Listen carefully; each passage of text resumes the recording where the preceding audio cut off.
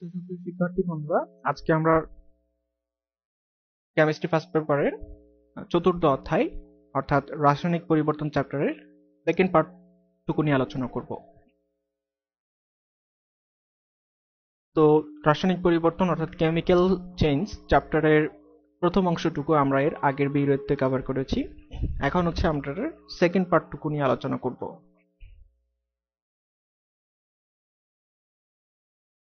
তো এক নম্বরে PW নিয়ে আলোচনা করব। তো আমরা কনসিডার করি যে দুই অণু পানি কনসিডার করব। তো পানির অণুগুলো সাধারণ তাপমাত্রায়, ফর এক্সাম্পল 45°C তাপমাত্রায় খুব অল্প পরিমাণ বিয়োজিত থাকে এবং অ্যাসিড যোগ করলে হচ্ছে বা ক্ষার যোগ করলে হচ্ছে অনেক বেশি বিয়োজিত হয়। তো আমরা হচ্ছে দুই অণু পানি চিন্তা করব। এটার মধ্যে একটা অণু কি হিসেবে কাজ করবে? একটা অণু প্রোটন দাতা, ঠিক আছে? একটা অণু হচ্ছে প্রোটন দাতা হিসেবে কাজ করবে, আরেকটা অর্থাৎ অ্যাসিড হিসেবে কাজ করবে, আরেকটা অণু হচ্ছে প্রোটন প্রোটন গ্রহীতা অর্থাৎ ক্ষার হিসেবে কাজ করবে। তাহলে জিনিসটা দাঁড়াবে এরকম, উৎপন্ন হবে হাইড্রোনিয়াম আয়ন আর হচ্ছে হাইড্রোক্সিল আয়ন। হাইড্রোনিয়াম আয়ন আর হচ্ছে হাইড্রোক্সিল আয়ন। তাহলে আমি যদি এটা হচ্ছে সাম্যাবস্থায় থাকবে, এটা হচ্ছে বলতে পারো যে গতিশীল সাম্যাবস্থায় থাকবে, ঠিক আছে? অ্যাসিড ক্ষার বিক্রিয়া করে হাইড্রোনিয়াম আয়ন আর হাইড্রোক্সিল আয়ন উৎপন্ন করবে, আবার হাইড্রোনিয়াম আয়ন আর হাইড্রোক্সিল আয়ন যুক্ত হয়ে দুই অণু পানি উৎপন্ন করবে। সো আমি যদি চিন্তা করি এই বিক্রিয়ার সাম্য ধ্রুবক, এই সাম্যাবস্থার এই বিক্রিয়ার সাম্য ধ্রুবক যদি চিন্তা করি, ফর এক্সাম্পল কেসি, কে ধরলাম উৎপাদের ঘনমাত্রা বাই বিক্রিয়কের ঘনমাত্রা, অর্থাৎ হাইড্রোনিয়াম আয়নের ঘনমাত্রা বাই হচ্ছে পানির ঘনমাত্রা। তো পানি হচ্ছে দুই অণু, এই জন্য পানির ঘনমাত্রা ইন্টু পানির ঘনমাত্রা, মানে পানির ঘনমাত্রার স্কোয়ার। তাহলে আমি যদি এখানে আর গুণ করি কে ইন্টু পানির অণুর ঘনমাত্রার বর্গ ইকুয়াল টু হচ্ছে হাইড্রোনিয়াম আয়নের ঘনমাত্রা ইন্টু হচ্ছে হাইড্রোক্সিল আয়নের ঘনমাত্রা। এখন সাম্যধ্রুবক আর এই যে পানির ঘনমাত্রার গুণফলের বর্গ, এই দুটার গুণফলকে আমরা এখন বলবো এটা একটা ধ্রুবক, এই দুটার গুণফল আরেকটা ধ্রুবক। তাহলে এটাকে আমরা বলবো হচ্ছে পানির আয়নিক গুণফল, ঠিক আছে? এটা হচ্ছে পানির আয়ন গুণ, এটা হচ্ছে পানির আয়নগুলোর ঘনমাত্রার গুণফলকে আমরা কি বলবো? পানির আয়নিক গুণফল।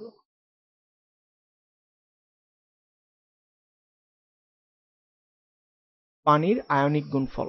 তাহলে পানির আয়নিক গুণফল KW ইকুয়াল টু হচ্ছে আয়নগুলোর ঘনমাত্রার গুণফল, অর্থাৎ হাইড্রোনিয়াম আয়নের ঘনমাত্রার গুণফল ইন্টু হাইড্রোনিয়াম আয়নের ঘনমাত্রা ইন্টু হাইড্রোক্সিল আয়নের ঘনমাত্রা। তো নর্মালি অ্যাট 25°C তাপমাত্রায় এই KW এর মান হচ্ছে কত হয়ে থাকে? 10⁻⁴ হয়ে থাকে, 10⁻⁴ মোল পার লিটার হয়ে থাকে অ্যাট 25°C তাপমাত্রায়।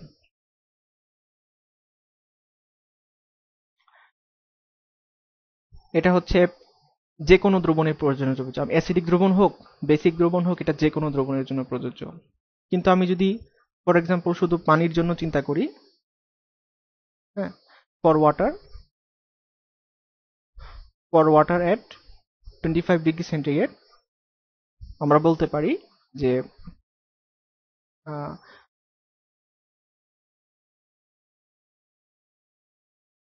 আমার KW ইকুয়েশনটাকে এভাবে লিখবো, আমরা হাইড্রোনিয়ামকে প্রোটন ধরতে পারি, ঠিক আছে? হাইড্রোনিয়ামের ঘনমাত্রা আর প্রোটনের ঘনমাত্রা কি সমান, ঠিক আছে? কারণ যতটুকু হাইড্রোনিয়াম ততগুলো কি প্রোটন, ঠিক আছে? তাহলে KW কে আমরা লিখতে পারি হচ্ছে H প্লাস OH মাইনাস, হ্যাঁ, যেটা সমান সমান আসতেছে হচ্ছে 10⁻14, কারণ যতগুলো হাইড্রোনিয়াম আয়ন ততগুলো প্রোটন। তাহলে KW এর equation H plus into OH minus আসতেছে 25°C তাপমাত্রার জন্য আমি বলতে পারি যে H প্লাস এর ঘনমাত্রা আর OH এর ঘনমাত্রা কি সমান, ইকুয়াল টু দাঁড়াচ্ছে তাহলে রুট ওভার 10 ইনভার্স 14 মানে হচ্ছে 10 inverse minus 7 mole per litre equal to হচ্ছে root over K W, right?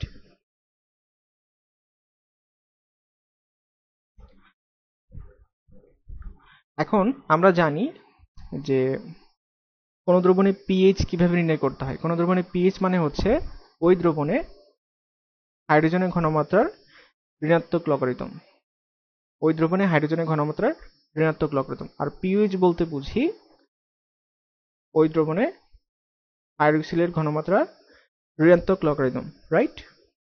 তাহলে আমার যে ইকুয়েশন আসছিল এইচ প্লাস আর into H minus equal to 10 inverse 14, এখন যদি আমি উভয় পক্ষে লগ নেই তাহলে মাইনাস লগ নেই তাহলে বলতে পারবো হচ্ছে log H plus minus log OH minus equal to কত? Minus log 10 inverse minus 14। তো এটা কত? এটা মানে হচ্ছে পিএইচ, এটা মানে হচ্ছে পিওএইচ ইকুয়াল টু এই সহগটা কিসে কনভার্ট হবে, পাওয়ারটা কিসে কনভার্ট হবে? সহগে। তাহলে মাইনাস মাইনাস 14 মানে হচ্ছে প্লাস 14। তাহলে অ্যাসিডিক হোক, বেসিক হোক, নিরপেক্ষ হোক, যে কোনো দ্রবণের জন্য আমরা একটা ইকুয়েশন তৈরি করতে পারলাম pH equal two pOH equal to 14, অর্থাৎ পিওএইচ ইকুয়াল টু লিখতে পারি 14 মাইনাস পিএইচ। আমরা একটু মনে রাখতে পারি যে আন্তরিকের তাপমাত্রায় পানির পিএইচ ইকুয়াল টু হয়ে থাকে হচ্ছে 7। এখন আমি যদি তাপমাত্রা একটু কমাই দেই, একটু লো টেম্পারেচারে চিন্তা করি, ফর 0 ডিগ্রি সেন্টিগ্রেড তাপমাত্রায় পানির পিএইচ হচ্ছে বেড়ে যায়। হ্যাঁ, পিএইচ হচ্ছে 7.97 হয়ে যায়। তার মানে আমি বলতে পারি পানিটা একটু ঈষৎ ক্ষারীয় হয়ে যায়। তার মানে তাপমাত্রা যদি একটু 25 ডিগ্রি চেয়ে বেশি চিন্তা করতে পারি তাহলে পানিটা কিন্তু একটু অ্যাসিডিক হয়ে যাবে, অর্থাৎ পানির পিএইচ মান কিন্তু 7-এর চেয়ে কমে, ফর 6.9 হয়ে যাবে এরকম, ঠিক আছে? তো 30 ডিগ্রি সেন্টিগ্রেড তাপমাত্রায়, ঠিক আছে, চিন্তা করতে পারি যে পিএইচ হচ্ছে 6.9 এর মতো, ঠিক আছে? মানে একটুটা কিছু লিটল বিট অ্যাসিডিক, ঈষৎ অ্যাসিডিক, ঠিক আছে? তাহলে তাপমাত্রা বাড়লে পানির অ্যাসিডিটি আসলে কি পায়? বৃদ্ধি পায়, ঠিক আছে? তো অ্যাসিডের জন্য দ্রবণে অবশ্যই কি হয়? এইচ প্লাসের ঘনমাত্রা বেশি থাকে, ঠিক আছে? আমি যদি চিন্তা করি অ্যাসিডের জন্য দ্রবণের অবশ্যই কি হবে? দ্রবণের এইচ প্লাসের ঘনমাত্রা অবশ্যই কি হবে? হাইড্রোক্সিল বা ওএইচ এর ঘনমাত্রার চেয়ে বেশি হবে, ঠিক আছে? আবার ক্ষারের জন্য ঠিক উল্টো ঘটনা হবে। ক্ষারের জন্য দ্রবণে এইচ প্লাসের ঘনমাত্রা কি হবে? কম হবে, ওএইচ এর ঘনমাত্রা থেকে কম হবে। তো অ্যাসিড দ্রবণের জন্য আমি কি বলতে পারি যে দ্রবণের পানির জন্য হচ্ছে কি দুইটা সমান, নিরপেক্ষ দ্রবণ বা পানির জন্য এইচ প্লাসের ঘনমাত্রা আর ওএইচ এর ঘনমাত্রা কি সমান, ঠিক আছে? এই জন্য অ্যাসিডের পিএইচ কি হয়ে থাকে? অ্যাসিডের পিএইচ লেস দেন 7 হয়ে থাকে। অ্যাসিডের পিএইচ 7-এর চেয়ে যত কম হবে তত বেশি অ্যাসিডিক, আর ক্ষারের পিএইচ 7-এর চেয়ে বেশি হয়ে থাকে। ক্ষারের পিএইচ 7-এর চেয়ে যত বেশি হবে তত বেশি বেসিক মানে ক্ষারীয়। আর নিরপেক্ষ দ্রবণে অর্থাৎ 25 ডিগ্রি সেন্টিগ্রেড তাপমাত্রায় পানির পিএইচ সাধারণত 7 হয়ে থাকে।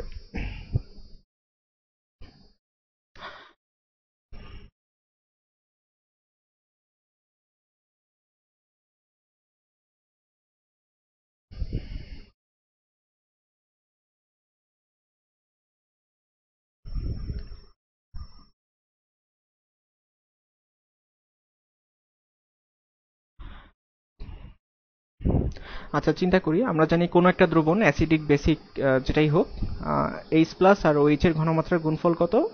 সবসময় কত? 10 ইনভার্স মাইনাস 14।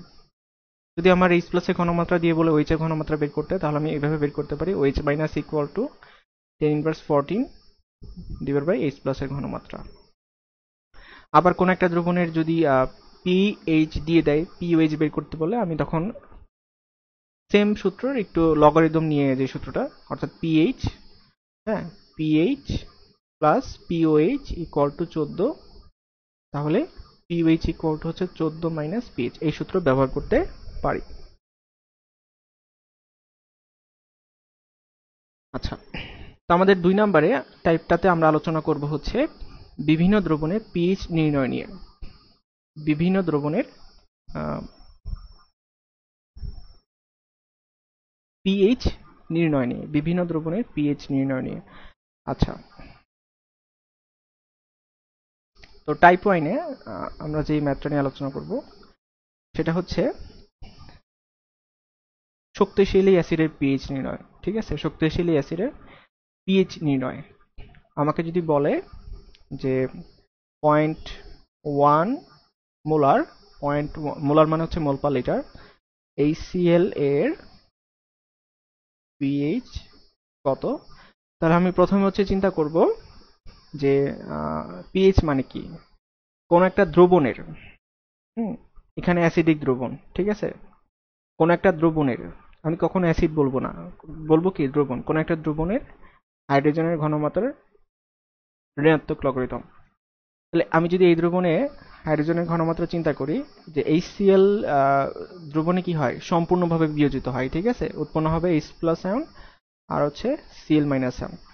তাহলে এখানে 1 মোল থেকে 1 মোল উৎপন্ন হইতেছে, তার মানে আমি বলতে পারি যে হাইড্রোজেনের ঘনমাত্রা কার সমান হবে, HCl এর ঘনমাত্রা সমান হবে, অর্থাৎ 0.1 হবে। ঠিক আছে, 0.1 হবে। তাহলে দ্রবণে পিএইচ ইকুয়াল টু হচ্ছে minus log of H plus, মানে হচ্ছে মাইনাস লগ অফ 0.1। হ্যাঁ, এটা করলে কত আসবে, মাইনাস লগ 10 ইনভার্স, তাহলে এটা আসবে হচ্ছে 1। আচ্ছা, আমরা আরেকটা এক্সাম্পল নেই, এক্সাম্পল 2, সেটা হচ্ছে পয়েন্ট 0.01, আচ্ছা 0.05 মোলার সালফিউরিক অ্যাসিডের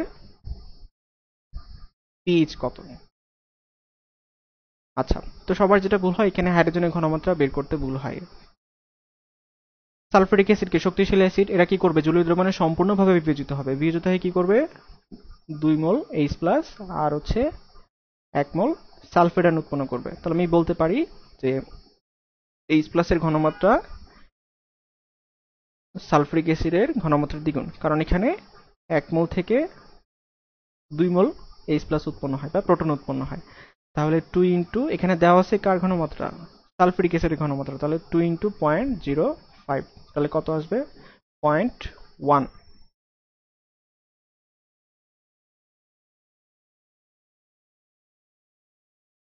আচ্ছা, তাহলে এখন আমি যদি পিএইচ বের করতে চাই, তাহলে আসবে হচ্ছে মাইনাস লগ 0.1, মানে হচ্ছে 1।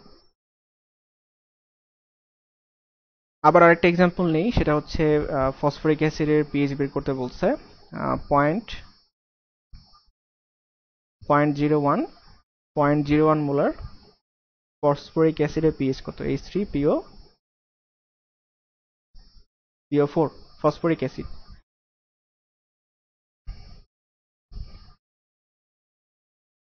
তো আমরা জানি ফসফরিক অ্যাসিড কি করে, একটা হচ্ছে ত্রিক্ষারকীয় অ্যাসিড, তার মানে এরা সম্পূর্ণভাবে বিয়োজিত হয়ে 3টা প্রোটন দান করে জলীয় দ্রবণে।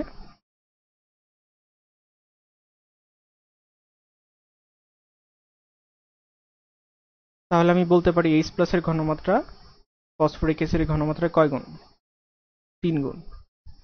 অর্থাৎ আমাকে দেওয়া আছে ফসফরিক অ্যাসিডের ঘনমাত্রা কত, 0.01, তাহলে 3 ইন্টু 0.01, তাহলে পিএইচ ইকুয়াল টু হবে মাইনাস লগ H প্লাস, মানে হচ্ছে 3 ইন্টু 0.01। ঠিক আছে, এটা ক্যালকুলেশন করলে অ্যান্সার চলে আসতেছে হচ্ছে কত, মাইনাস লগ 0.03, আসতেছে হচ্ছে 1.523। আচ্ছা, তো এখন আমাকে যদি বলে শক্তিশালী ক্ষারের পিএইচ বের করতে, যেমন আহ, আমাকে দিয়ে দিছে হচ্ছে 0.01 মোলার ম্যাগনেসিয়াম হাইড্রোক্সাইড এর পিএইচ বের করতে। তো আমরা কিভাবে বের করতে পারি? আচ্ছা, ম্যাগনেসিয়াম হাইড্রোক্সাইড বিয়োজিত হয়ে সম্পূর্ণভাবে বিয়োজিত করে কি উৎপন্ন করে? ম্যাগনেসিয়াম 2+ আর OH মাইনাস। কয় অণু? 2 অণু। তাহলে আমি বলতে পারি OH এর ঘনমাত্রা হচ্ছে 2 ইন্টু ম্যাগনেসিয়াম হাইড্রোক্সিলের ঘনমাত্রা, তাহলে 2 ইন্টু 0.02। তাহলে এখন আমি যদি বের করতে চাই, দুইভাবে বের করতে পারি। একটা হচ্ছে যে H+ এর ঘনমাত্রা বের করব কিভাবে? সিম্পল 10^14 OH এর ঘনমাত্রা দিয়ে, দেন pH ইকুয়াল টু হচ্ছে মাইনাস লগ অফ H+ এর ঘনমাত্রা। অথবা আরেকটা বিকল্প আছে, সেটা হচ্ছে আমি যদি এভাবে চিন্তা করি যে pH ইকুয়াল টু হচ্ছে, সরি, POH বের করি আগে। POH ইকুয়াল টু হচ্ছে মাইনাস লগ অফ OH এর ঘনমাত্রা, তাহলে আসতেছে মাইনাস লগ 0.02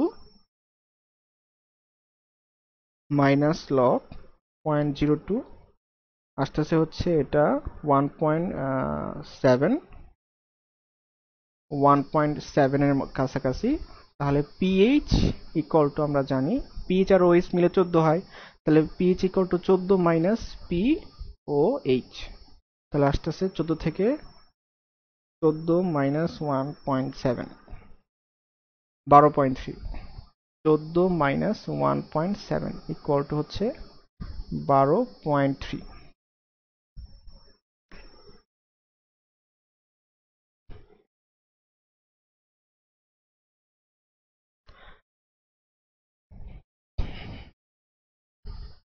আচ্ছা, এরপর আমরা পিএইচ নির্ণয়ের টাইপ 2 তে চলে যাই, সেটা হচ্ছে অতি লঘু দ্রবণ। ঠিক আছে, অতি লঘু দ্রবণের জন্য ফর এক্সাম্পল আমাকে 10^8 মোলার HCl এর পিএইচ নির্ণয় করতে হবে। পিএইচ নির্ণয় করো। এখন আমি যদি নর্মাল নিয়মে করতে যাই, 10^8 সংখ্যাটা কিন্তু 10^7 এর চেয়েও কম। ঠিক আছে, তো আমি যদি ক্যালকুলেশন করতে চাই এভাবে, তাহলে আমার অ্যান্সার আসছে 8। এটা আসলে একটা ইনভ্যালিড অ্যান্সার, কারণ অ্যাসিডের পিএইচ তো 7 এর চেয়ে বেশি হবে না কখনোই। তাহলে সমস্যাটা কোথায়? সমস্যাটা হচ্ছে অতিলঘু দ্রবণের ক্ষেত্রে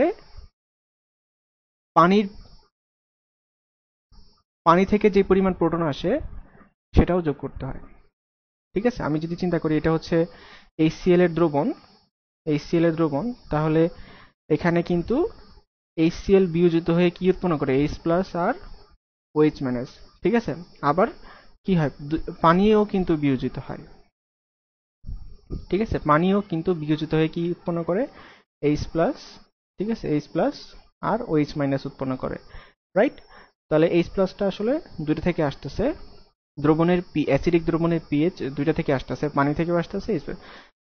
তো এখন চিন্তা করি, অ্যাসিড থেকে যেটুকু আসে সেটা হচ্ছে অ্যাসিডের ঘনমাত্রার সমান, আবার পানি থেকে যেটুকু আসে সেটা পানির ঘনমাত্রার সমান। ঠিক আছে, তো আমরা জানি তাহলে টোটাল কতটুকু হবে? টোটাল হচ্ছে পানি থেকে আসে হচ্ছে 10^7 আর অ্যাসিড থেকে আসে 10^8। তাহলে এখন যদি আমি চিন্তা করি যে পিএইচ ইকুয়াল টু হচ্ছে মাইনাস লগ অফ H+, তাহলে আসতেছে হচ্ছে মাইনাস লগ 10^7 প্লাস 10^8। তাহলে এটা ক্যালকুলেশন করলে অলমোস্ট 6 এর কাছাকাছি হবে। মাইনাস লগ 10^7 প্লাস 10^8 আসতেছে হচ্ছে আমার 6.96। ঠিক আছে, মানে হচ্ছে আমি পানির পিএইচ নর্মালি তো কত হয়? 7 হয়। আমি সামান্য পরিমাণ অ্যাসিড যোগ করাতে 7-এর চেয়ে একটু কমে কত হয়ে গেছে? 6.96 হয়ে গেছে। ঠিক আছে, এটা হচ্ছে আমাদের ভ্যালিড অ্যান্সার। এরপর আমরা চলে যাব হচ্ছে টাইপ 3 তে। যেমন আমাকে যদি বলে যে 2 মোলার HCl এর পিএইচ কত, তো আমি যদি ক্যালকুলেশন করি তাহলে আসবে হচ্ছে পিএইচ ইকুয়াল টু হচ্ছে -log 2, ঠিক আছে, -log 2, এটা কত আসতেছে, এটা অলমোস্ট আসতেছে হচ্ছে -0.3, তাহলে পিএইচ এর মান কি আসতেছে, নেগেটিভ আসতেছে, ঠিক আছে। এটা একেবারে ইনফিনিট বলা যায় না, অতি লঘু দ্রবণের ক্ষেত্রে দেখা যায় অনেক সময় একটু ব্যতিক্রম আনসার আসছে। পিএইচ এর সূত্রটা আসলে হচ্ছে অতি লঘু দ্রবণের জন্য প্রযোজ্য, সরি এটা হবে, সরি অতি লঘু কেন, অতি লঘু তো আমরা আগে আলোচনা করলাম, অতি গাঢ় দ্রবণের জন্য, সরি দ্রবণের অ্যাসিডের ঘনমাত্রা যদি অত্যন্ত বেশি হয়ে থাকে, একের চেয়ে বেশি হয়ে যায়, সেক্ষেত্রে এই সূত্রটা একটু সমস্যা দেখা দেয়। তা সত্ত্বেও আমরা যেই মানটা আছে সেটাই আমাদের অ্যান্সার হবে। তবে জেনে রাখা ভালো যে পিএইচ এর সূত্রটা বেসিক্যালি আমরা ব্যবহার করি কিসের জন্য, pH equal two minus log of H plus, এটা ব্যবহার করা হয় সাধারণত বেশিরভাগ ক্ষেত্রে লঘু দ্রবণের পিএইচ নির্ণয়ের জন্য। আচ্ছা আচ্ছা, এরপর আমরা চলে যাব টাইপ 4-এ, সেটা হচ্ছে মিশ্রিত দ্রবণের পিএইচ নির্ণয়। আচ্ছা, তো চিন্তা করি আমার একটা পাত্রে হচ্ছে 0.05 মোলার হাইড্রোক্লোরিক অ্যাসিড দেওয়া আছে, আর একটা দ্রবণে 0.01 মোলার সালফিউরিক অ্যাসিড দেওয়া আছে, ঠিক আছে।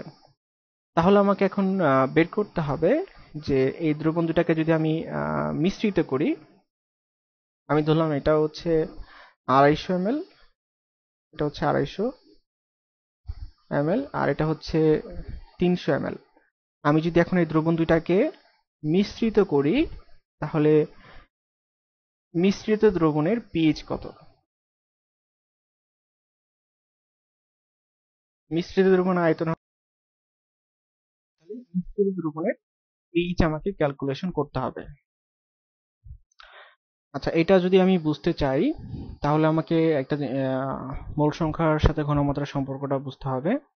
আমরা জানি n ইকুয়াল টু হচ্ছে h by V, n equal to h by V. আচ্ছা, তো খেয়াল করি এখানে এটাকে ধরলাম হচ্ছে V1, এটাকে ধরলাম আমরা V2। আচ্ছা, এখানে যে ঘনমাত্রা দেওয়া আছে সেটা হচ্ছে এই সেলের ঘনমাত্রা, তাহলে এখান থেকে প্রোটনের ঘনমাত্রা পাওয়া যাবে, যেহেতু এটা এক ক্ষারকীয় অ্যাসিড, তাহলে প্রোটনের ঘনমাত্রা হচ্ছে 0.05 হবে। আর এটা সালফিউরিক অ্যাসিড হচ্ছে দ্বিক্ষারকীয় অ্যাসিড, তাহলে এখান থেকে যে অ্যাসিডের ঘনমাত্রা পাওয়া যাবে সেটা হচ্ছে ডাবল হবে, কারণ এখানে 1 মোল থেকে 2 মোল H প্লাস উৎপন্ন হয়, তাহলে H প্লাসের ঘনমাত্রা হবে 2 ইন্টু 0.01। এখন আমি যদি মোল সংখ্যা চিন্তা করি, মোল সংখ্যা ইকুয়াল, সরি ঘনমাত্রা equal to n by V, S equal to n by V, তাহলে n ইকুয়াল টু হচ্ছে s ইন্টু ভি। তাহলে এখান থেকে আমি যদি চিন্তা করি, প্রথম পাত্রে থেকে অ্যাসিডের মোল সংখ্যা n1 ইকুয়াল টু হচ্ছে s1v1, অর্থাৎ 0.05 ইন্টু v1, আর এখান থেকে পাওয়া যাবে n2, n2 ইকুয়াল টু হচ্ছে 0.02 ইন্টু আয়তন হচ্ছে v2। তাহলে তাহলে এখন আমি যদি চিন্তা করি এখানে মিশ্রিত মানে মোট মোল সংখ্যা কত, n1 প্লাস n2, কারণ এই দুইটা পাত্র আমি মিশ্রিত করছি, তাহলে মোল সংখ্যা যোগফল যোগ হয়ে যাবে 0.05 v1 প্লাস 0.02 v2। আচ্ছা, এখন কি করব আমরা, এখন পাত্রের মোট আয়তন হচ্ছে v1 plus v2 equal to এত। তাহলে এখন যদি মিশ্রিত দ্রবণের ঘনমাত্রা বের করতে চাই, তাহলে s equal to n by v, তার মানে মোট মোল সংখ্যাকে মোট আয়তন দিয়ে ভাগ করতে হবে, অর্থাৎ summation of n divide by v1 plus v2, তার মানে আসতেছে হচ্ছে 0.05 v1 plus 0.02 into v2 by হচ্ছে v1 প্লাস v2। তাহলে H প্লাস এর ঘনমাত্রা আসতেছে, H প্লাস এর ঘনমাত্রা আসতেছে 0.05 ইন্টু V1 মানে হচ্ছে 250 ml প্লাস 0.02 ইন্টু V2 মানে হচ্ছে 300 ml আর V1 প্লাস V2 লিটারে নেওয়ার দরকার হইল না। এই কথাটা খুব ইম্পর্টেন্ট। লিটারে নেওয়ার ইচ্ছা করলে নিতে পারতাম, কিন্তু এখানে দরকার হয় নাই এই কারণে, কারণ আমি হচ্ছে আলটিমেটলি নিচেও মিলিলিটার উপরেও মিলিলিটার, তাহলে এটা গুণিতক হিসাবে তো কাটাকাটি যেত, ঠিক আছে। সো এখানে প্রয়োজন হয় নাই। বাট আমি যখন অ্যাকচুয়ালি মোল পার লিটারটা মোলে ক্যালকুলেশন করতে যাব, অবশ্যই আমাকে এটাকে লিটারে কনভার্ট করে নিতে হবে, ঠিক আছে। আচ্ছা, এই জিনিসটা বোঝানোর জন্য। আচ্ছা, যদি আমি এদিকে যাই তাহলে এখান থেকে আলটিমেটলি আমার ঘনমাত্রা পেয়ে যাচ্ছি। দেন আমি আমার পিএইচ হিসাব করতে পারবো হচ্ছে minus log of H plus, ঠিক আছে। তাহলে আমি যদি এটা হিসাব করি এখন কত আসতেছে, 0.05 into 250 plus 0.02 into 300 divided by 0.03, তাহলে মাইনাস লগ অ্যান্সার তাহলে কত আসতেছে 1.4।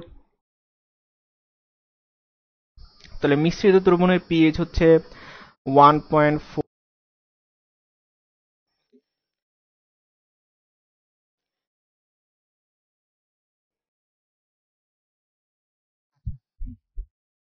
3 নম্বরে আমরা যে টপিকটা নিয়ে আলোচনা করব সেটা হচ্ছে দুর্বল অ্যাসিডের বিয়োজন ধ্রুবক এবং পিএইচ নির্ণয়।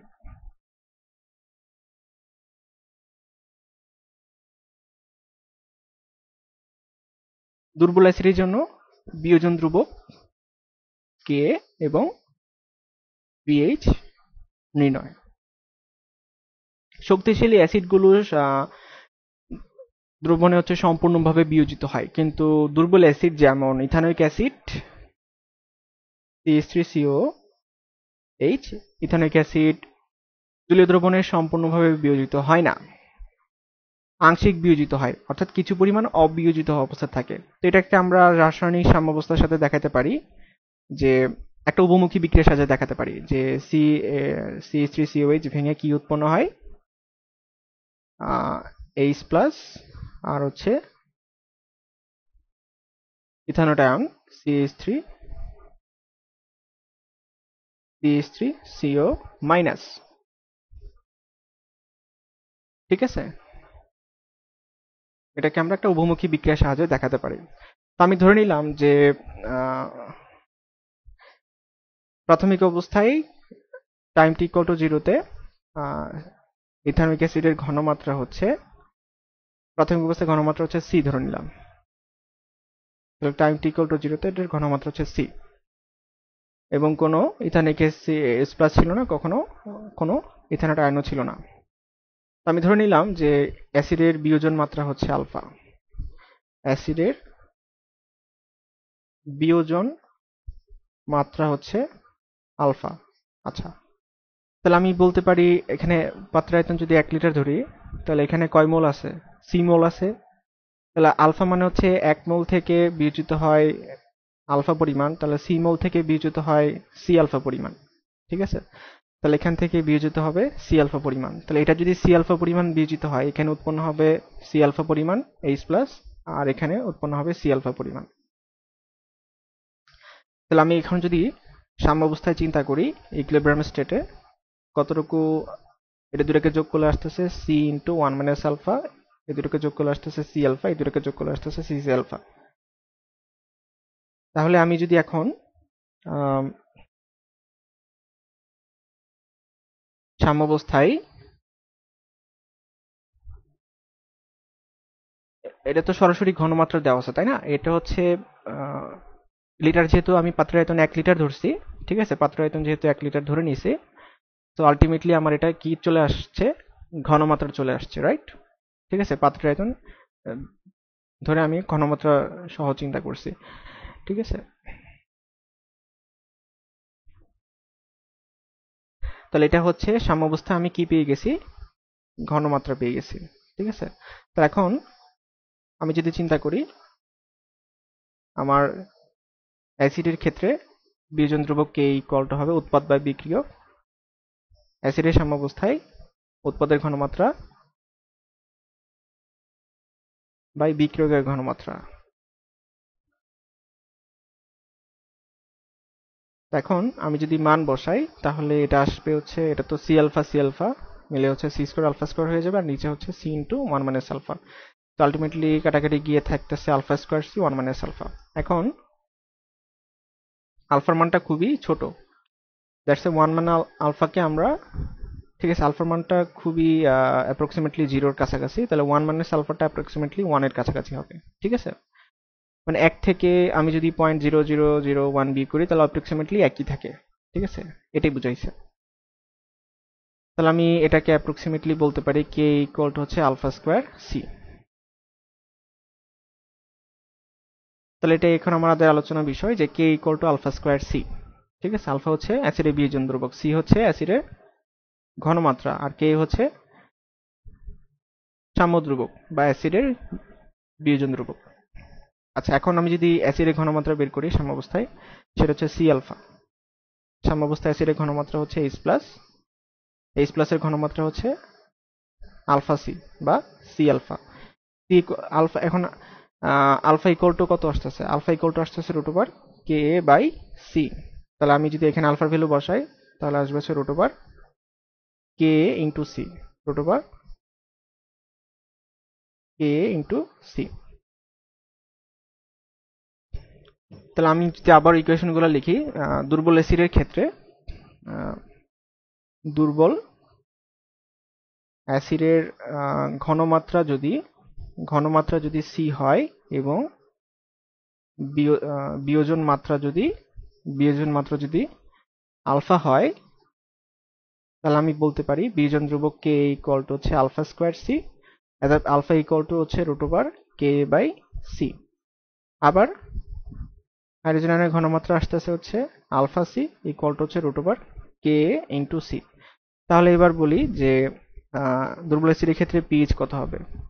পিএইচ হচ্ছে কোন একটা দ্রবণে হাইড্রোজেনের ঘনমাত্রার ঋণাত্মক লগারিদম, তাহলে হবে minus log of H plus এর ঘনমাত্রা, অর্থাৎ মাইনাস লগ আলফা সি, অর্থাৎ minus log root over K into C.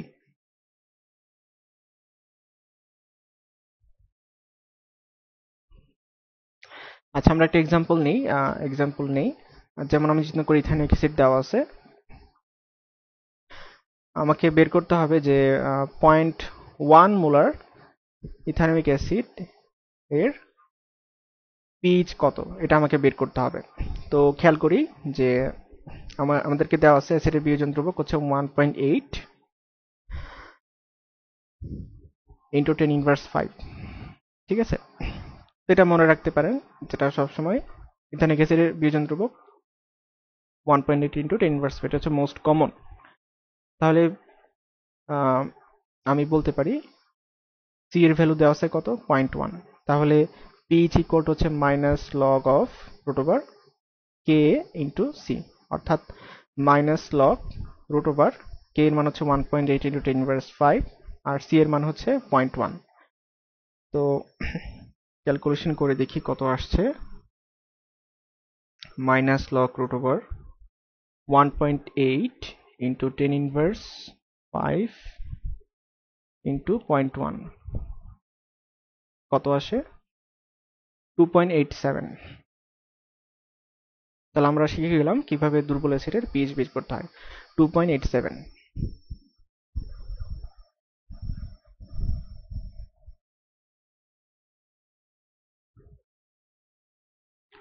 আচ্ছা, এখনো আমাকে যদি বলে যে পিওএইচ বের করতে, দুর্বল ক্ষারের ক্ষেত্রে যদি আমাকে বলে,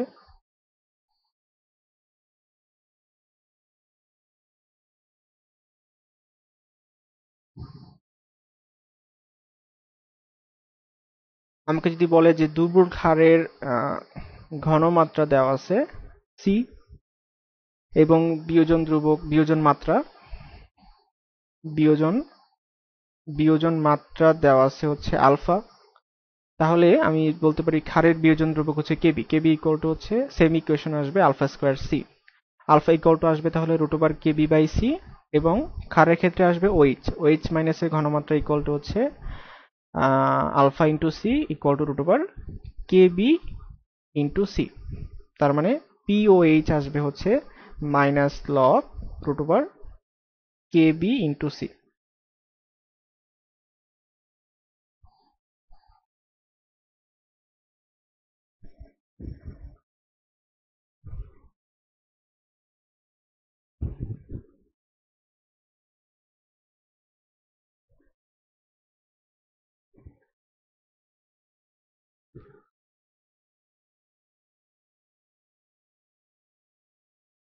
তো 4 নম্বর টাইপে আমরা যেটা দেখব সেটা হচ্ছে বিভিন্ন জৈব অ্যাসিড এবং সেগুলোর উৎস।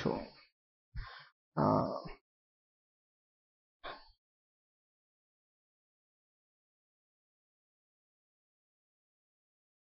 বিভিন্ন রকম জৈব অ্যাসিড, জৈব অ্যাসিড এবং তাদের উৎস। যেমন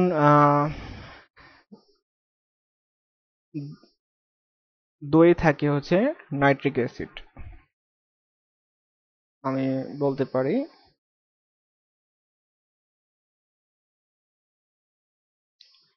নাইট্রিক অ্যাসিড থাকে হচ্ছে দইয়ে বা দধি। নাইট্রিক অ্যাসিডের উৎস হচ্ছে দধি। তারপরে অক্সালিক অ্যাসিড থাকে হচ্ছে পেয়ারায়। ঠিক আছে, অক্সালিক অ্যাসিড অক্সালিক অ্যাসিড থাকে হচ্ছে পেয়ারা।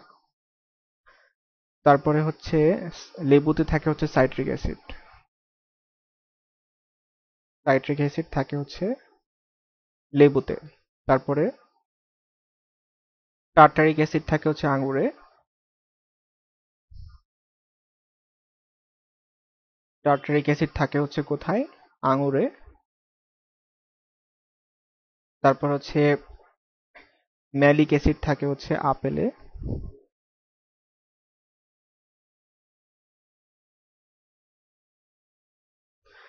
তারপর হচ্ছে অ্যাসকর্বিক অ্যাসিড থাকে হচ্ছে কমলায়। কমলায় থাকে হচ্ছে অ্যাসকর্বিক অ্যাসিড। অ্যাসকর্বিক অ্যাসিড থাকে হচ্ছে কোথায়? কমলায়।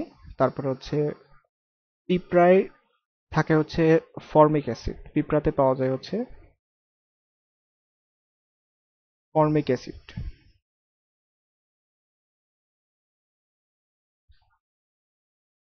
তারপর হচ্ছে ভিনেগারে থাকে হচ্ছে অ্যাসিডিক অ্যাসিড। অ্যাসিডিক অ্যাসিড পাওয়া যায় কোথায়? ভিনেগারে। আচ্ছা, এখানে আমরা দেখব আহ, বিভিন্ন রকম সামগ্রীতে, খাদ্য সামগ্রী অথবা বিভিন্ন রকম সামগ্রীতে হচ্ছে পিএইচ রেঞ্জ গুলা কিরকম হয়। ঠিক আছে, বস্তু এবং তার পিএইচ, এগুলো এমসিকিউর জন্য অনেক বেশি ইম্পর্টেন্ট। যেমন আমি যদি চিন্তা করি লেবুর পিএইচ কত, লেবুর পিএইচ 2.0। তারপর হচ্ছে যদি বলে ভিনেগারের পিএইচ কত, 3.0।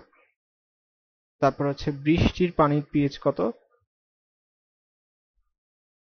5.0। তারপর হচ্ছে শ্যাম্পুর পিএইচ কত, 5.5। পিএইচ যত বেশি অ্যাসিডিটি কি তত বেশি। দুধের পিএইচ কত, 6.0। সোডিয়াম ক্লোরাইডের পিএইচ কত, খাবার লবণের পিএইচ হচ্ছে 7। রক্তের পিএইচ কত, রক্ত হচ্ছে ঈষৎ ক্ষারীয়। ঠিক আছে, ঈষৎ ক্ষারীয় 7.4। তারপরে টুথপেস্টের পিএইচ কত,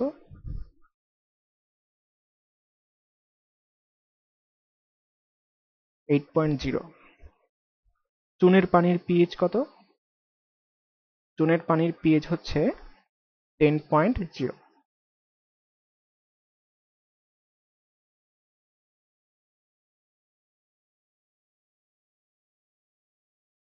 আচ্ছা, তো 5 নম্বরে আমরা যে জিনিসটার প্রতি ফোকাস করব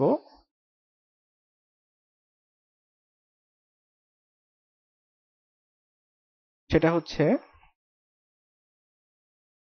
লবণের অ্যাসিডিক বা বেসিক ধর্ম কিরকম হয়। যেমন আমরা জানি যে অ্যাসিড ক্ষার বিক্রিয়া করে কি উৎপন্ন করে, লবণ প্লাস পানি। ঠিক আছে, অ্যাসিড প্লাস বেস বিক্রিয়া করে কি উৎপন্ন করে, সল্ট প্লাস ওয়াটার। এখন অ্যাসিড ক্ষার বিক্রিয়া করে যে লবণ উৎপন্ন করে সেই লবণের প্রকৃতিটা কিরকম হতে পারে। যেমন আমি যদি সবল অ্যাসিডের সাথে সবল অ্যাসিডের সাথে যদি দুর্বল ক্ষার, দুর্বল বেস বিক্রিয়া দেই, তাহলে বিক্রিয়ায় যে লবণ উৎপন্ন হয় সেই লবণটা কি হবে, অ্যাসিডিক হবে। সেই লবণটা হবে অ্যাসিডিক সল্ট। যেমন এক্সাম্পল FeCl3। FeCl3 মান অবশ্যই দ্রবণের পিএইচ অবশ্যই 7-এর চেয়ে কম হবে, কারণ FeCl3 এর ক্লোরিন অংশটুকু আসছে ফর এক্সাম্পল এই Cl থেকে, মানে শক্তিশালী অ্যাসিড থেকে, আর আয়রন অংশটুকু আসছে দুর্বল বেস থেকে, যেমন হচ্ছে আয়রন হাইড্রোক্সাইড থেকে, আয়রন হাইড্রোক্সিল থেকে আসছে, আয়রন টেট্রাহাইড্রোক্সিল থেকে আসছে, লাইক দিস। এটা হচ্ছে একটা দুর্বল ক্ষার। আবার চিন্তা করি আমি যদি দুর্বল অ্যাসিড নেই, অ্যাসিড যদি দুর্বল নেই, দুর্বল অ্যাসিড প্লাস সবল ক্ষারের বিক্রিয়ায়, সবল ক্ষারের বিক্রিয়ায়, যেহেতু সবল ক্ষার তাহলে লবণটা কি হবে, ক্ষারীয় হবে। ঠিক আছে, ক্ষারীয় লবণ উৎপন্ন হয়, তাহলে সেই লবণের যে দ্রবণের পিএইচ সেটা অবশ্যই 7-এর চেয়ে বেশি হবে। যেমন আমি যদি চিন্তা করি সোডিয়াম কার্বনেট, এটা হচ্ছে ক্ষারীয় লবণ, কারণ এই সোডিয়াম অংশটুকু আসছে শক্তিশালী বেস থেকে, যেমন ফর এক্সাম্পল সোডিয়াম হাইড্রোক্সাইড থেকে আসছে, আর সোডিয়াম কার্বনেট অংশটুকু আসছে হচ্ছে যেমন বাইকার্বনিক অ্যাসিড থেকে, মানে কার্বনিক অ্যাসিড থেকে আসছে, সরি, H2CO3 থেকে, H2CO3 থেকে আসছে ধরলাম। তো এখন আমি যদি চিন্তা করি যে সবল অ্যাসিড সবল ক্ষারের বিক্রিয়ায় কি উৎপন্ন হবে, সবল অ্যাসিড প্লাস সবল বেস এর বিক্রিয়ায় যে লবণ উৎপন্ন হবে সেটা হবে হচ্ছে প্রশম লবণ, সেটা হবে প্রশম লবণ, প্রশম সল্ট। এবং সেটার পিএইচ, সেইটার দ্রবণের পিএইচ অবশ্যই 7 হবে। যেমন example sodium chloride, sodium chloride আসছে হচ্ছে সোডিয়াম অংশ, ধাতব অংশ আসছে সোডিয়াম হাইড্রোক্সাইড থেকে, আর ক্লোরিন অংশ আসছে হচ্ছে HCl থেকে। ঠিক আছে, ফলশ্রুতিতে প্রশম লবণ উৎপন্ন হয়েছে যার দ্রবণের পিএইচ হচ্ছে 7।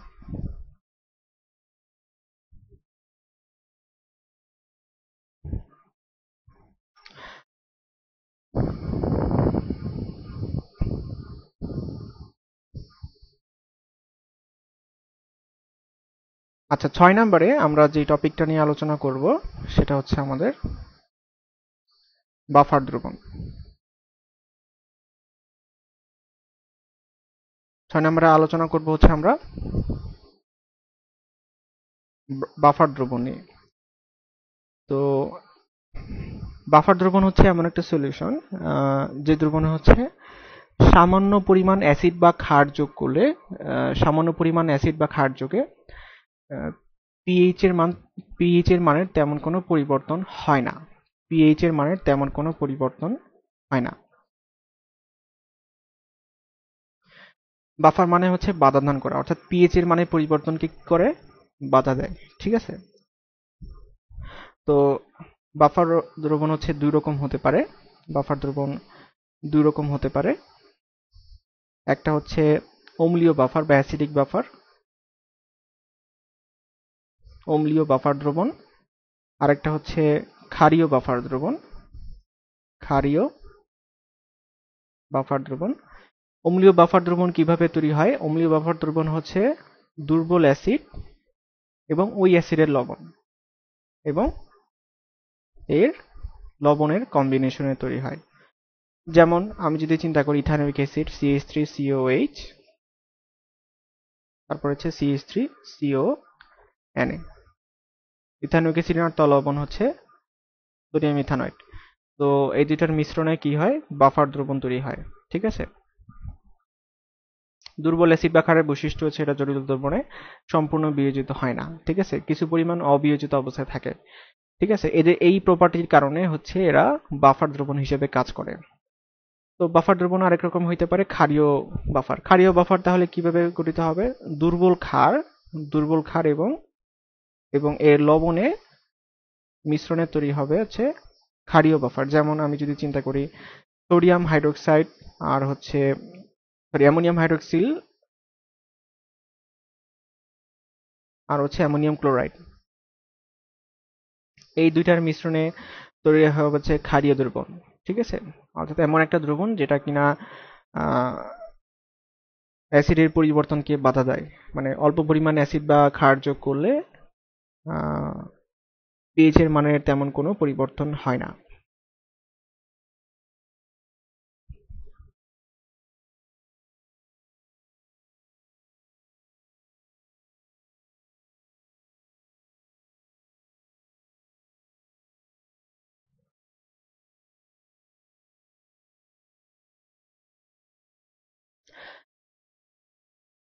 আচ্ছা আচ্ছা, এখানে একটা জিনিস বলে রাখি, সেটা হচ্ছে আমাদেরকে যদি অ্যাসিডের কে দিয়ে দেয়, আমরা হচ্ছে অ্যাসিডের পিকে বের করতে পারি। যেমন আমাকে একটা এখানে কোশ্চেন বললো যে ইথানোয়িক অ্যাসিডের কে এর মান দেওয়া আছে, অ্যাসিড বিয়োজন ধ্রুবক 1.8 × 10⁵, তাহলে পিকে কত? ঠিক আছে, আমি পিকে এর মান কিভাবে বের করতে পারি? মাইনাস লগ অফ কে, তাহলে কত আসবে? এটা আসবে হচ্ছে 4.7। তো এটা আমরা মানটা মুখস্থ রাখতে পারি যে ইথানোয়িক অ্যাসিডের পিকে মান হচ্ছে 4.7 হয়। ঠিক আছে, তো মনে রাখবেন যে কে এর মান যত বেশি হয়, পিকে এর মান কি হয় তত কম হয় এবং অ্যাসিডিটি তত বেশি হয়। অ্যাসিডিটি তত বেশি হয়, দ্রবণটা তত বেশি অ্যাসিডিক হয় আর কি।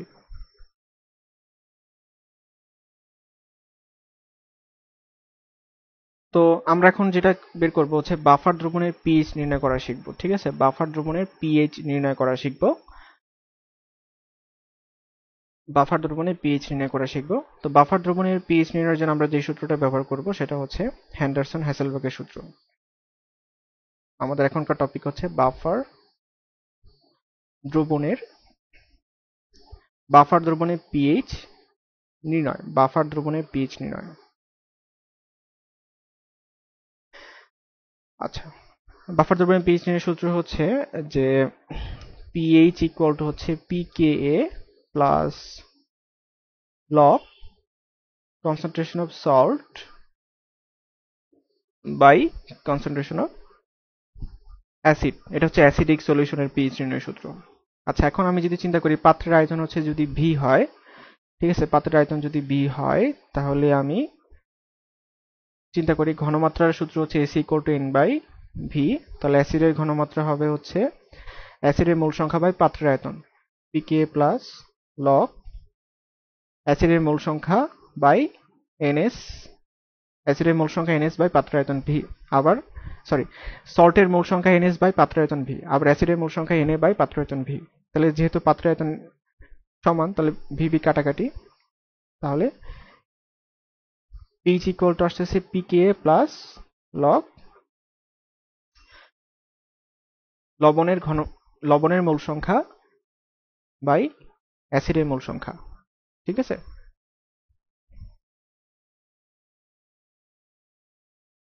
আচ্ছা, এখন কথা হচ্ছে যে আমাদের পরীক্ষায় যে সকল কোশ্চেন দেওয়া থাকে সেগুলো কিরকম দেওয়া থাকে। সেগুলো আসলে সরাসরি এরকম দেওয়া থাকে না। সেগুলো আসলে যেটা করা হয় যে একটা দুর্বল অ্যাসিডের সাথে একটা শক্তিশালী ক্ষারের বিক্রিয়ায় ঘটানো হয়। যেমন আমি যদি চিন্তা করি ইথানোয়িক অ্যাসিড প্লাস হচ্ছে সোডিয়াম হাইড্রোক্সাইড, তো বিক্রিয়া করে কি উৎপন্ন করে? সোডিয়াম ইথানয়েড প্লাস পানি উৎপন্ন করে। ঠিক আছে, এখন বিক্রিয়া শেষে সোডিয়াম হাইড্রোক্সাইড সম্পূর্ণভাবে শেষ হয়ে যায়। ঠিক আছে, ঠিক আছে, এবং বিক্রিয়ার পাত্রে কিছু পরিমাণ অ্যাসিড অবশিষ্ট থাকে। ঠিক আছে, অবশিষ্ট ইথানোয়িক অ্যাসিড এবং উৎপন্ন লবণের সাথে বাফার দ্রবণ তৈরি করে।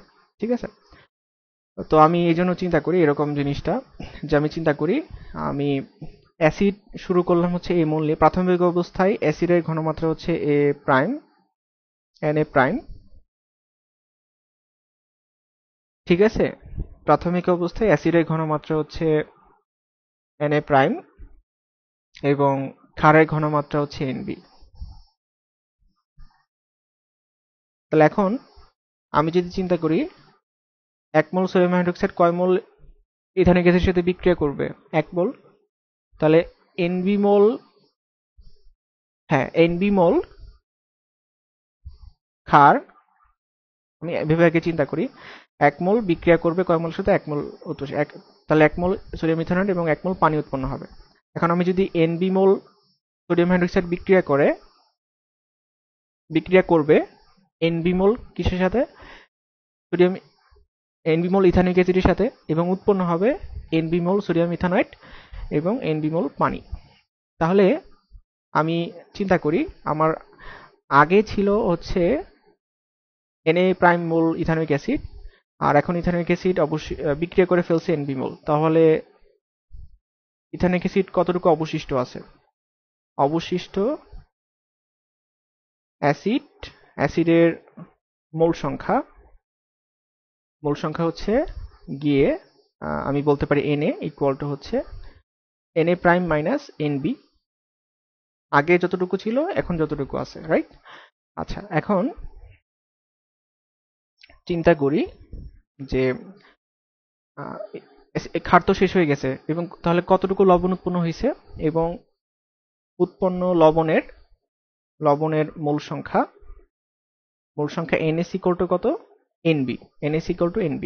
তাহলে আমাদের ফর্মুলাটা ছিল হচ্ছে এরকম, বা হেন্ডারসন-হাসেলবাগের equation, pH equal to pKa plus log concentration of salt by concentration of acid, মানে হচ্ছে সল্টের মোল সংখ্যা বা অ্যাসিডের মোল সংখ্যা। এখন NS এর ভ্যালু কত আসলো? NB আগের যে বেস আছে সেটার মোল সংখ্যা, আর Na হচ্ছে অবশিষ্ট অ্যাসিডের মোল সংখ্যা, অর্থাৎ Na প্রাইম মাইনাস NB, আগে যতটুকু ছিল মাইনাস ক্ষারের মোল সংখ্যা।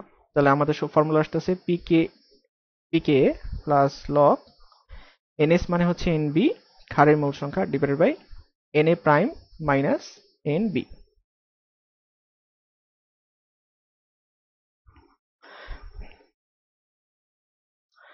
আচ্ছা, এখানে আমরা একটা প্রবলেম নিয়েছি, সেটা হচ্ছে এখানে দেওয়া আছে এই পাত্রে 6 গ্রাম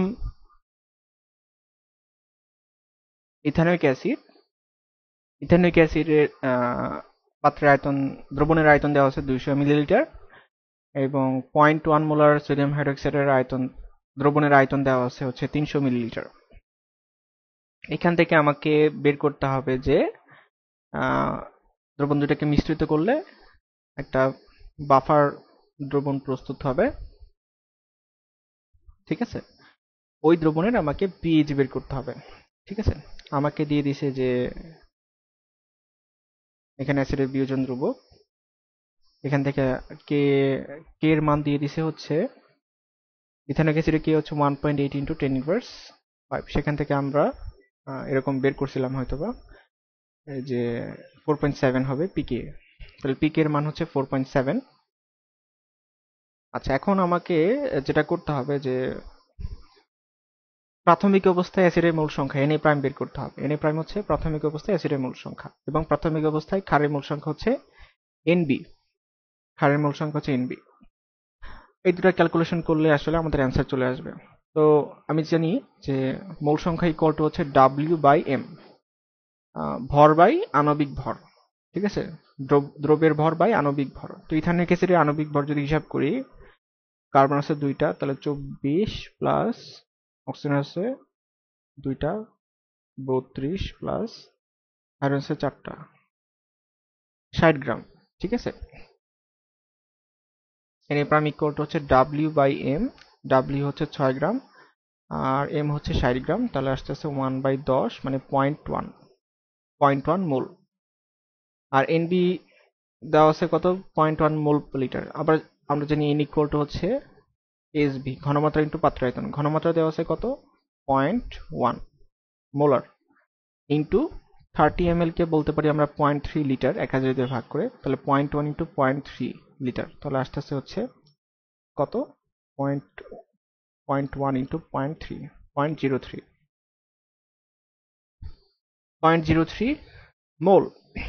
তাহলে আমি বলতে পারি পিএইচ ইকুয়াল টু হচ্ছে pKa plus log NB by NA prime minus NB. Directly formula apply করে দিলাম। তাহলে পিকে এর মান হচ্ছে 4.7 প্লাস লগ এনবির মানে হচ্ছে 0.03, এনএ প্রাইম 0.1 মাইনাস 0.03। তাহলে এখানে কত আসতেছে, 4.7 minus plus log 0.03 by 0.1 minus 0.03 equal to আসতেছে 4.33, আসতেছে হচ্ছে 4.33।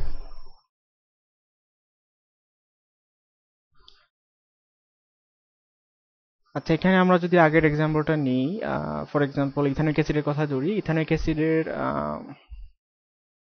অ্যাসিডের পিকে পিকে হচ্ছে 4.7, তাহলে পিএইচ ইকুয়াল টু আসতেছে 4.7 প্লাস লগ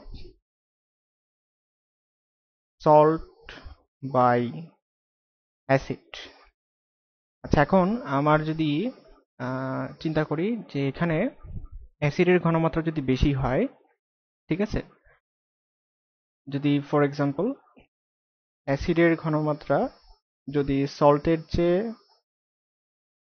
চেয়ে বেশি হয়, আচ্ছা সমান হলে কি হবে, প্রথমে দেখি সমান হলে এটা 1 হয়ে যাবে, কাটাকাটি গিয়ে এটা হচ্ছে 1 হয়ে যাবে, লগ 1 0, তাহলে পিচ ইকুয়াল টু 4.7 হবে, তখন পিচ ইকুয়াল টু এক্স্যাক্টলি 4.7 হবে, রাইট? আচ্ছা, এখন যদি অ্যাসিডের ঘনমাত্রা যদি সল্টের চেয়ে বেশি হয় তাহলে পিচ কত হবে, 4.7, অ্যাসিড বেশি মানে হচ্ছে লগের পরে যে ভগ্নাংশ আছে এই ভগ্নাংশের হর বড়, তার মানে এটা হচ্ছে নেগেটিভ হবে, তার মানে সামথিং কিছু একটা মাইনাস করতে হবে, ঠিক আছে, সামথিং কিছু একটা মাইনাস করতে হবে, তার মানে পিএইচ কিন্তু তখন হচ্ছে 4.7 এর কম আসবে। আবার উল্টোভাবে যদি সল্টের ঘনমাত্রা মানে অ্যাসিডের ঘনমাত্রা সল্টের চেয়ে কম হয়, মানে সল্টের ঘনমাত্রা বেশি হয়, হ্যাঁ, সল্টের ঘনমাত্রা যদি বেশি হয় সেক্ষেত্রে কি হবে, সেক্ষেত্রে পিএইচ এর মান কিন্তু 4.7 এর চেয়ে বেশি হবে, কারণ লগের পরে একটা বড় সংখ্যা, তো এটা 4.7 এর চেয়ে একটু বেশি হবে।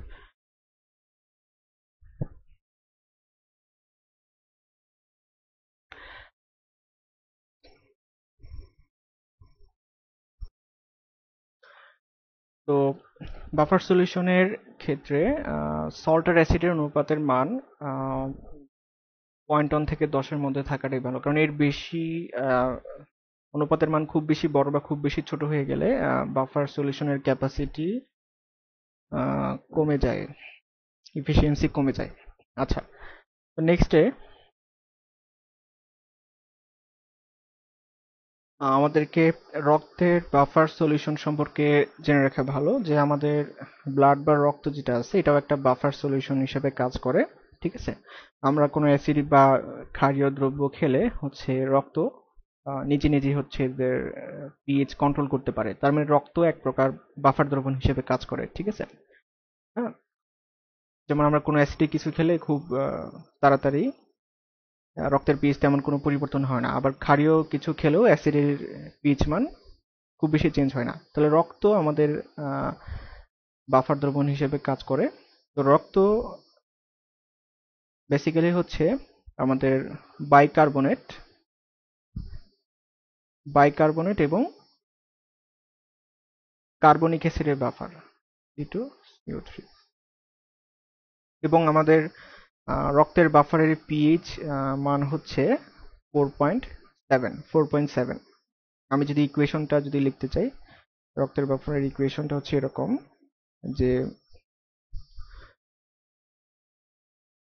C2CO3 বাইকার্বনেট প্লাস পানি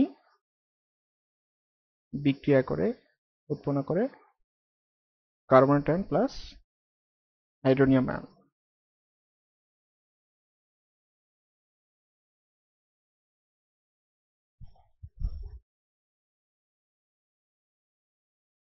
আচ্ছা, 7 নম্বরে আমরা আলোচনা করব হচ্ছে অ্যাসিডের সক্রিয়তার ক্রম নিয়ে। ঠিক আছে, বিভিন্ন প্রকার অ্যাসিডের সক্রিয়তার ক্রম নিয়ে আলোচনা করব।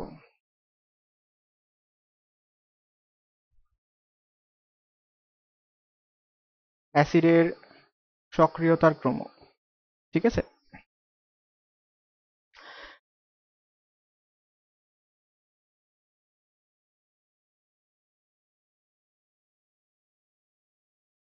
অ্যাসিডের সক্রিয়তার ক্রম।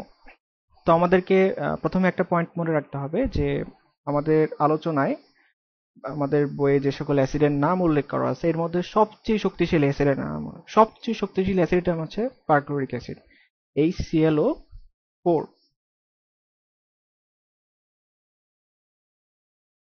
এটা হচ্ছে আমাদের সবচেয়ে শক্তিশালী অ্যাসিড। তো পরীক্ষায় প্রায় এই কোশ্চেনটা আসে, সবচেয়ে শক্তিশালী অ্যাসিড হচ্ছে পারক্লোরিক অ্যাসিড। আচ্ছা, তো আমি যদি এখন হ্যালো অ্যাসিডের সক্রিয়তার ক্রম উল্লেখ করি 1 নম্বরে,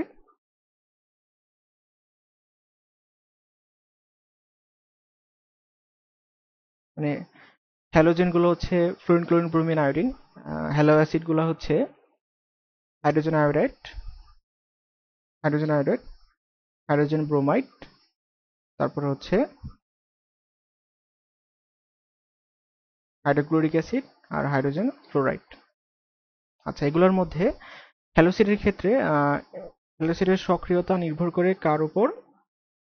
কেন্দ্রীয় পরমাণুর আকার বা হ্যালো অ্যাসিডের আকারের উপর, ঠিক আছে, হ্যালোজেনের আকারের উপর, ঠিক আছে। অ্যাসিডের সক্রিয়তা ডিপেন্ডস অন আকার। তাহলে হ্যালোজেনের আকার যত বড় হবে অ্যাসিডের সক্রিয়তা তত বেশি হবে। তাহলে আমি চিন্তা করি এখানে হাইড্রোজেন আয়োডাইডের সক্রিয়তা সবচেয়ে বেশি হবে, তারপর হচ্ছে হাইড্রোজেন ব্রোমাইড, তারপরে হাইড্রোজেন ক্লোরাইড এবং হাইড্রোজেন ফ্লোরাইডের সক্রিয়তা সবচেয়ে কম হ্যালো অ্যাসিডগুলোর মধ্যে। আচ্ছা, এরপর আসা যাক হচ্ছে অক্সো অক্সো অ্যাসিড। এরপর আসা যাক হচ্ছে অক্সো অ্যাসিড। তো অক্সো অ্যাসিড যেমন আমি বলতে পারি পারক্লোরিক অ্যাসিড HClO4, তারপরে হচ্ছে সালফিউরিক অ্যাসিড H2SO4, তারপরে হচ্ছে নাইট্রিক অ্যাসিড HNO3, তারপর হচ্ছে সালফিউরাস অ্যাসিড H2SO3, তারপর হচ্ছে নাইট্রাস অ্যাসিড HNO2। আচ্ছা, তো অক্সো অ্যাসিডের ক্ষেত্রে সক্রিয়তা ডিপেন্ড করে কেন্দ্রীয় পরমাণুর জারণ সংখ্যার উপর, ঠিক আছে। কেন্দ্রীয় পরমাণুর জারণ সংখ্যা যার বেশি সক্রিয়তা তার বেশি হয়। যেমন এখানে আমি যদি এখানে ক্লোরিনের জারণ সংখ্যা চিন্তা করি, এটা হবে +7, এখানে সালফিউরিকের জারণ সংখ্যা হচ্ছে +6, এখানে জারণ সংখ্যা হচ্ছে +5, এখানে হচ্ছে +4, আর নাইট্রাস অ্যাসিডের জারণ মান হচ্ছে, নাইট্রোজেনের জারণ মান হচ্ছে +3, ঠিক আছে, এটা হচ্ছে +3। তাহলে জারণ মান সবচেয়ে বেশি কার? পারক্লোরিক অ্যাসিডের। এই জন্য পারক্লোরিক অ্যাসিডের সক্রিয়তা সালফিউরিক অ্যাসিডের চেয়ে বেশি। আবার সালফিউরিক অ্যাসিডের সক্রিয়তা নাইট্রিক অ্যাসিডের চেয়ে বেশি। নাইট্রিক অ্যাসিডের সক্রিয়তা সালফিউরাস অ্যাসিডের সাথে চেয়ে বেশি। আবার সালফিউরাস অ্যাসিডের সক্রিয়তা নাইট্রাস অ্যাসিডের চেয়ে বেশি। তো এটা মনে রাখবেন যে জারণ মান যার বেশি সক্রিয়তা তার বেশি। আবার চিন্তা করি যদি এরকম দেওয়া থাকে HClO4 HBrO4 HIO4। আচ্ছা, তো এদের প্রত্যেকের জারণ মান কিন্তু +7, কিন্তু এখানের কেন্দ্রীয় পরমাণুর এক্ষেত্রে কিন্তু আবার উল্টা, ঠিক আছে। সবগুলো জারণ মান আসলে +7 যেহেতু হ্যালোজেন সবগুলাই, ঠিক আছে, একই হবে। কিন্তু এখানে আবার ওই যে আমরা জানি পারক্লোরিক অ্যাসিড সবচেয়ে বেশি, তাহলে অবশ্যই ব্রোমিনের চেয়ে হ্যাঁ ক্লোরিনের অবশ্যই বেশি হবে। এখন এটা যদি বেশি হয় তাহলে ধারাটা কি, এটা বেশি হওয়ার কথা, ঠিক আছে। তাহলে এটার ক্ষেত্রে ধারাটা এরকম ভাবে দাঁড়াচ্ছে যে এখানে কেন্দ্রীয় পরমাণুর আকার যত বড় হবে সক্রিয়তা তত কমে যাবে। এখন কেন্দ্রীয় পরমাণুর আকার যত কম হবে সক্রিয়তা তত বেশি হবে, ঠিক আছে। আর এখানে আমি ফ্লোরিনকে বিবেচনা করতেছি না, ঠিক আছে। ফ্লোরিন ইচ্ছে আবার ক্লোরিনকে বিবেচনা করব না এখানে, ঠিক আছে। আচ্ছা, তিন নম্বরে তিন নম্বরে হচ্ছে আমি যদি চিন্তা করি জৈব অ্যাসিডগুলোর মধ্যে যা মিথানোইক অ্যাসিড যেমন HCOH, তারপর হচ্ছে ইথানোইক অ্যাসিড CH3COH, তারপরে আসতেছে প্রোপানোইক অ্যাসিড CH3CH2COH। আচ্ছা, তো এই তিনটার মধ্যে কোনটা বেশি সক্রিয় এটা মনে রাখবো হচ্ছে যে আর গ্রুপ যত কম, মানে আর যত কম হবে সক্রিয়তা তত কি হবে, বেশি হবে, ঠিক আছে। আমি এটা মনে রাখবো যে রাগ কম, ঠিক আছে। আর কম মানে মনে রাখবো রাগ কম। তো চিন্তা করি যে সক্রিয়তা কার বেশি, এখানে আর গ্রুপ কয়টা আছে, এখানে হচ্ছে আর গ্রুপের এটা বড়, এটা ছোট এবং এটা এখানে নাই, ঠিক আছে। তার মানে হচ্ছে আর যত কম তার সক্রিয়তা বেশি, তাহলে মিথানোইক অ্যাসিড বেশি সক্রিয় ইথানোইক অ্যাসিডের চেয়ে, আবার ইথানোইক অ্যাসিড বেশি সক্রিয় প্রোপানোইক অ্যাসিডের চেয়ে, রাইট। আচ্ছা, এবার চিন্তা করি ক্লোরো অ্যাসিড, ঠিক আছে। যেমন হচ্ছে ইথানোইক অ্যাসিডের কথা চিন্তা করি, এই হচ্ছে আমাদের ইথানোইক অ্যাসিড CH3COH, এখানে তিনটাই হাইড্রোজেন, রাইট, এখানে তিনটাই হাইড্রোজেন। তো আমি একটাকে যদি একটা ক্লোরিন দ্বারা প্রতিস্থাপিত করি তাহলে কি হয়ে যাবে, তাহলে হয়ে যাবে হচ্ছে CH2ClCOH। এখন আরেকটা হাইড্রোজেনকে যদি ক্লোরিন দ্বারা প্রতিস্থাপিত করি তাহলে হয়ে যাবে CHCl2COH। আরেকটা হাইড্রোজেনকে ক্লোরিন দ্বারা প্রতিস্থাপিত করলে হয়ে যাবে হচ্ছে Cl3COH। তো এটার ক্ষেত্রে মনে রাখতে হবে যে ক্লোরিন যত বেশি হবে, ঠিক আছে, অ্যাসিডের সক্রিয়তা তত বেশি হবে, ঠিক আছে। তো ক্লোরিন এখানে তিনটা, এখানে দুইটা, এখানে একটা, এখানে নাই, তাহলে ক্লোরিন যার বেশি হবে সক্রিয়তা তার বেশি হবে। এখন এই দুইটাকে একভাবে মনে রাখতে পারি একটা ছন্দের সাহায্যে, আর কম সিএল বেশি, মানে হচ্ছে এভাবে চিন্তা করি রাগ কম কথা বেশি, ঠিক আছে। কথা মানে কি ক্লোরিন, রাগ মানে কি আর, তাহলে আর কম সিএল বেশি, ঠিক আছে। আচ্ছা,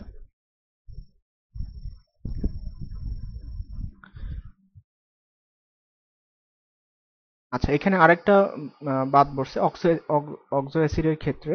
অক্সো অ্যাসিডের ক্ষেত্রে আরেকটা জিনিস হচ্ছে আমি এখানে বলি,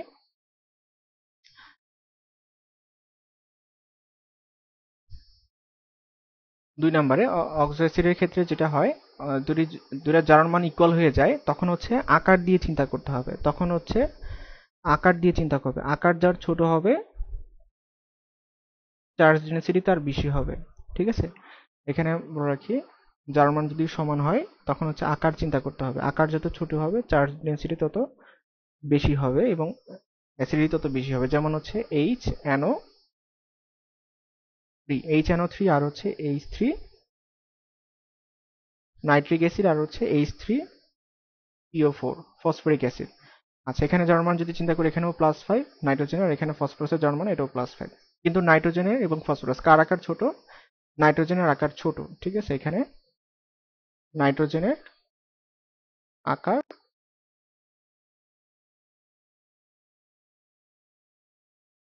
ছোট, নাইট্রোজেনের আকার ছোট, নাইট্রোজেনের আকার ছোট হওয়াতে কি হবে, এটা চার্জ ঘনত্ব বেশি, ঠিক আছে, চার্জ ঘনত্ব বেশি হবে। আর চার্জ ঘনত্ব যত বেশি হবে সক্রিয়তাও কি হবে, সক্রিয়তাও বেশি হবে। তো মনে রাখবেন যে নাইট্রিক অ্যাসিড এবং ফসফরিক অ্যাসিডের মধ্যে নাইট্রিক অ্যাসিডের সক্রিয়তা বেশি, নাইট্রিক অ্যাসিডের সক্রিয়তা বেশি। আচ্ছা, এরপর আমি আরেকটা এক্সাম্পল নেই, সেটা হচ্ছে ben benzoic acid benzoic acid আর হচ্ছে ইথানোইক অ্যাসিড। বেনজোইক অ্যাসিড আর হচ্ছে ইথানোইক অ্যাসিড, এই দুইটার মধ্যে বেনজোইক অ্যাসিডের সক্রিয়তা বেশি হয়ে থাকে। কারণ হচ্ছে বেনজোইক অ্যাসিডের যে কে সেটা হচ্ছে বেশি হয়। ঠিক আছে, কে যত বেশি হয় পিকের মান তত কম হয় এবং অ্যাসিডের সক্রিয়তা তত বাড়ে।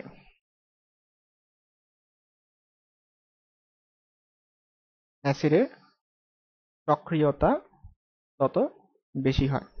ঠিক আছে, আচ্ছা।